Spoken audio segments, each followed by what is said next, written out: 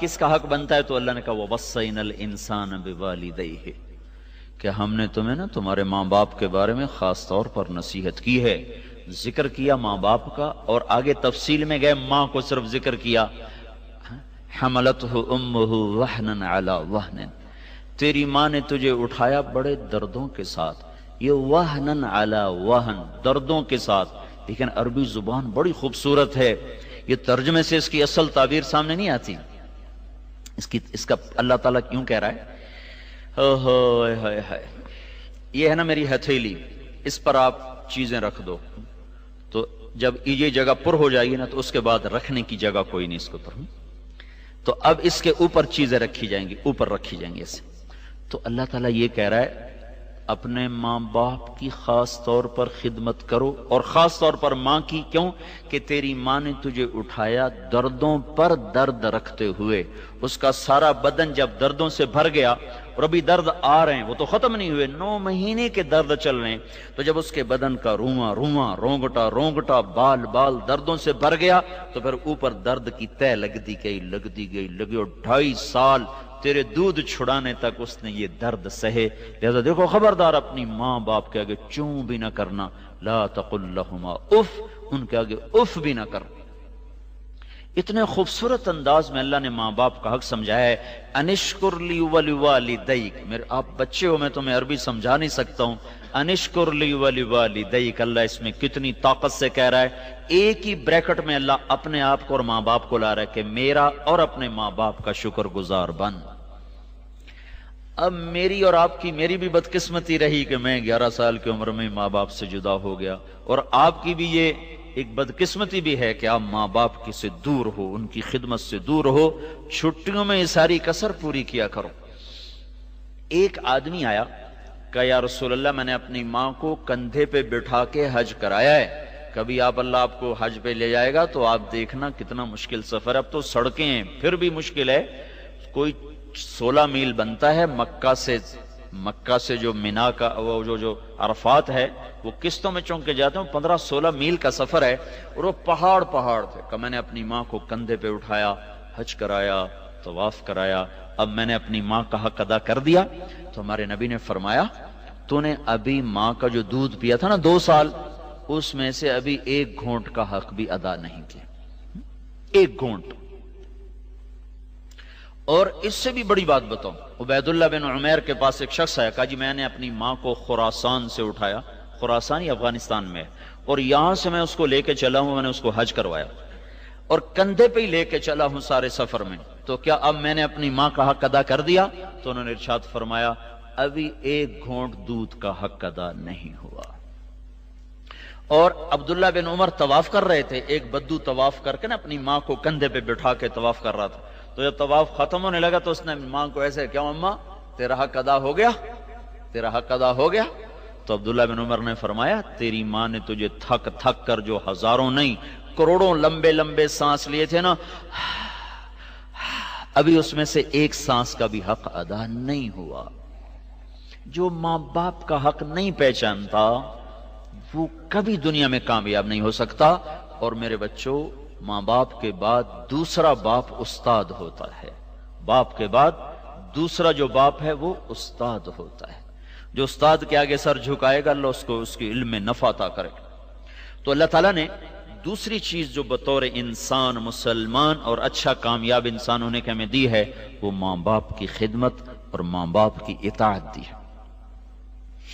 موسیٰ علیہ السلام نے ایک دفعہ اللہ تعالیٰ سے کہا یا اللہ میرا جنت کا ساتھی کون ہے؟ تو اللہ تعالیٰ نے کہا وہ فلانا قصائی نا گوشت بیچنے والا۔ تو موسیٰ علیہ السلام بڑے حیران ہوئے، قصائی میرا ساتھی کیسے بنا دیا؟ وہ اللہ تعالیٰ کہتے ہیں بھئی فلاں مجاہد، فلاں غازی، اور فلاں عالم، فلاں پیر، فلاں بزرگ تیرا جنت کا ساتھی۔ کہنے قصائی تو ویسے ہی آپ کو پتا چھری ہر وقت ان کے ہاتھ میں ہوتی، ان کا ویسے ہی دل سخت ہو جاتا۔ تو موسیٰ علیہ السلام دیکھنے چلے گئے، میں دیکھوں تو وہ کون سا قصائی ہے جو جنت میں میرا ساتھی بن گیا ہے؟ تو دیکھا ایک قصائی ایسے بیٹھا چوکڑی مار کے اپنا گوشت کاٹ رہا ہے، بیچ رہا ہے، دیکھتے رہے۔ جب وہ اس کا گوشت ختم ہو گیا نا تو اس نے ٹکڑا اٹھایا ایک گوشت کا اور تھیلے میں ڈال کے چل دیا۔ تو موسیٰ علیہ السلام کہنے لگے میں تیرے ساتھ آ سکتا ہوں؟ اس کو نہیں پتا یہ موسیٰ ہیں، کہنے لگا آ جاؤ۔ وہ گھر گیا، اس نے جا کے وہ گوشت کی بوٹیاں بنائیں، پھر ہانڈی پہ چڑھایا اور ادھر آٹا گوندنا شروع کیا۔ پھر آٹا گوندنے کے بعد رکھ دیا، وہ تھوڑا سا نرم ہونے میں کے لیے چھوڑ دیا، پھر ہانڈی پہ آ گیا، اس کو پکایا، اتنے میں آٹا نرم ہو گیا تو اس نے اس کی روٹیاں پکائیں، پھر اس کو پلیٹ میں سجایا، تھالی میں سجایا، اور ٹرے اٹھا کر ایک بوڑھی عورت ایسے لیٹی پڑی تو اس نے اٹھا کے کندھا دیا اور نوالے بنا بنا کے اس کو کھلاتا رہا۔ پھر جب اس نے کھا لیا تو اس نے اس کا منہ صاف کیا تو اس نے کچھ کہا، عورت نے کچھ کہا، اس نے ہٹا دیا۔ موسیٰ علیہ السلام نے کہا یہ کون ہے؟ کہا جی میری ماں ہے، بہت ضعیف ہو گئی ہے، میں صبح جب جاتا ہوں ساری اس کی خدمت کر کے جاتا ہوں، پھر اپنے کام پہ جاتا ہوں، شام کو جب واپس آتا ہوں پہلے اس کو کھانا کھلاتا ہوں، اس کے بعد اب میں اپنے بچوں کو کھانا کھلاؤں گا، دیکھوں گا۔ تو موسیٰ علیہ السلام نے کہا یہ کیا کہہ رہی تھی جب تو منہ صاف کر رہا تھا، لٹا رہا تھا، یہ کچھ کہہ رہی تھی؟ وہ کہنے لگا جی یہ پاگل ماں ہے، جب بھی میں اس کی خدمت کرتا ہوں شروع ہو جاتی اللہ تعالیٰ تجھے جنت میں موسیٰ کا ساتھی بنائے، میں کہاں اور موسیٰ کہاں ہیں، میں کتھے تھے موسیٰ کتھے ہیں؟ تو موسیٰ علیہ السلام نے کہا نہیں، تیری ماں نے تیرا کام بنا دیا ہے، میں ہی موسیٰ ہوں، تجھے دیکھنے آیا ہوں۔ تو میرے عزیزو، ہم بھی بس اللہ معاف کرے، مجھے بھی یاد آیا جب پیسے ختم ہوتے تھے نا اسی وقت ہی میں خط لکھا کرتا تھا، اتنے پیسے بھیج دیں۔ تو ایک دن میرے باپ کہنے لگے بیٹا بس جب پیسے ختم ہوتے ہیں تو اسی وقت ہی خط لکھتا ہے، آگے پیچھے تو کبھی تو میں خط لکھا ہی نہیں ہے۔ تو میرا خیال ہے تم بھی ایسا ہی کرتے ہوگے، جب پیسے ختم ہوتے ہوں گے پھر خط لکھتے ہوگے۔ تو اگر تم ان کی خدمت اب تو کرنی، ان کو ہر ہفتے خط لکھو، ہر ہفتے نہیں لکھتے ہو ہر 2 ہفتے کے بعد خط لکھو، ان کا حال پوچھو، اپنا حال دو، اپنے ماں باپ کے لیے دعا کرو۔ مجھے ایک نوجوان ملا، بڑا ذمہ دار کا بیٹا، کہنے لگا مولانا میری آج تک کوئی دعا رد نہیں ہوئی، میں جو دعا مانگتا ہوں قبول ہو جاتی۔ میں نے کہا تمہارے پاس کیا نسخہ ہے بھائی، ہمیں بھی بتا دو۔ کہا جی میں ایک تو روزانہ اپنے ماں باپ کو رات کو جب وہ سوتے ہیں نا تو اپنے باپ کو بھی دباتا ہوں، اپنی ماں کو بھی دباتا ہوں، اور جب مجھے کوئی دعا مانگنی ہوتی ہے تو ان کو دبا کر پھر ان کے قدموں میں بیٹھ جاتا ہوں، پہلے اپنے باپ کے پاؤں اپنے منہ پہ ملتا ہوں اور اس کو چومتا ہوں، پھر ماں کے پاؤں اپنے منہ پہ ایسے ملتا ہوں، پھر چومتا ہوں، پھر ان کے قدموں کے نیچے بیٹھ کے دعا کرتا ہوں، میری آج تک کوئی دعا رد نہیں ہوئی۔ تو میرے عزیزو، ماں باپ کے فرما بردار بننا، ان کو دکھ نہ دینا، ہمیں پتہ نہیں تھا،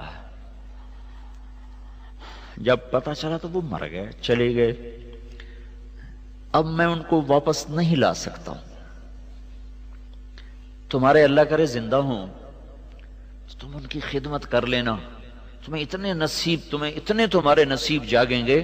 کہ یہ ڈگریاں وگریوں سے کچھ بھی نہیں ملنے کا۔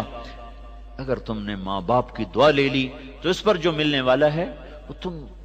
تمہاری اگلی نسلیں بھی اس سے فائدہ اٹھائیں، کبھی بد دعا نہ لینا۔